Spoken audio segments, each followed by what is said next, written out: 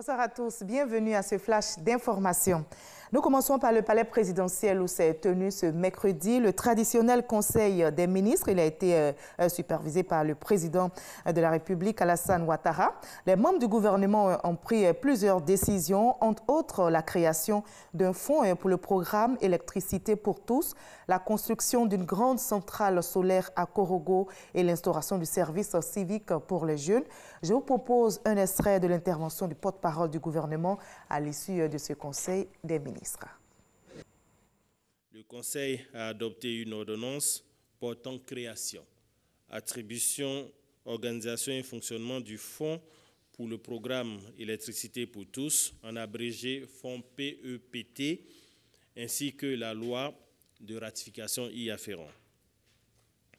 Le programme Électricité pour tous, initié par le gouvernement en mai 2014, vise à permettre à une frange la plus importante de la population d'avoir, à l'horizon 2020, un accès effectif à l'électricité à travers des modalités souples d'acquisition de leur branchement et abonnement. En d'autres termes, assurer pour le compte des personnes éligibles le financement des frais de branchement, d'abonnement, d'installation électrique intérieure en basse tension, ainsi que l'acquisition d'équipements électriques ménagers de base. Au titre du ministère du pétrole, de l'énergie renouvelable en liaison avec les ministères concernés, le Conseil a adopté 2 décrets. Un décret portant approbation de la Convention Galiléa pour la conception, le financement, la construction, la détention en pleine propriété, l'exploitation, l'entretien et la maintenance des ouvrages de la centrale solaire de 66 MW à Korogo. Le coût du projet est estimé à 47,234 milliards de francs CFA. Et le second décret portant approbation de l'avenant numéro 11 à la Convention de concession du service public national de production, de transport, de distribution, d'exploitation et d'importation de l'énergie électrique. La Convention Galiléa s'inscrit dans le cadre des engagements internationaux de l'État en matière de lutte contre le changement climatique. Elle vise à accroître sur la période 2015 à 2030 la contribution des énergies renouvelables dans le mix énergétique en vue de faire face à la demande croissante d'énergie électrique. À l'attention des candidats ayant participé aux dernières élections municipales et régionales, la CEI annonce que la date butoir du dépôt des réclamations est fixée à ce jour. Notez donc que le délai de contestation expire ce mercredi à 20 h. À ce jour, il y a 84 dossiers de réclamation pour les municipales et 18 pour les régionales. La CEI, qui ne peut se prononcer sur la recevabilité de ces recours, les transmet à la Chambre administrative de la Cour suprême, seul organe habilité à le faire. En cinéma, à noter que la série télévisée Invisible a été diffusée en présence de la première dame Dominique Ouattara. C'est la première fois qu'une fiction traite de ce phénomène de société en Côte d'Ivoire.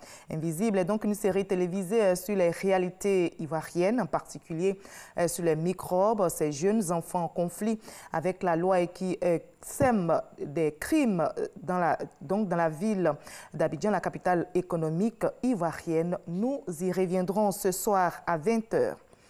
Hors de la Côte d'Ivoire, au Niger, des milliers d'enfants contaminés par une eau à forte teneur en fluor seront bientôt dédommagés par l'État nigérien. Rappelons qu'entre 1985 et 2000, ces enfants ont consommé cette eau distribuée par la Société des eaux du Niger.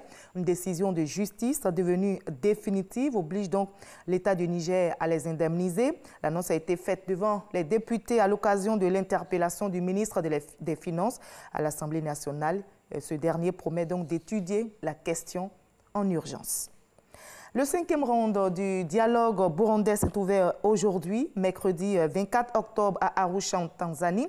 C'est la dernière tentative de la médiation sous-régionale pour trouver une sortie de crise. Mais l'issue semble incertaine dans la mesure où le gouvernement burundais, le parti au pouvoir et leurs alliés ont annoncé le boycott de cette réunion.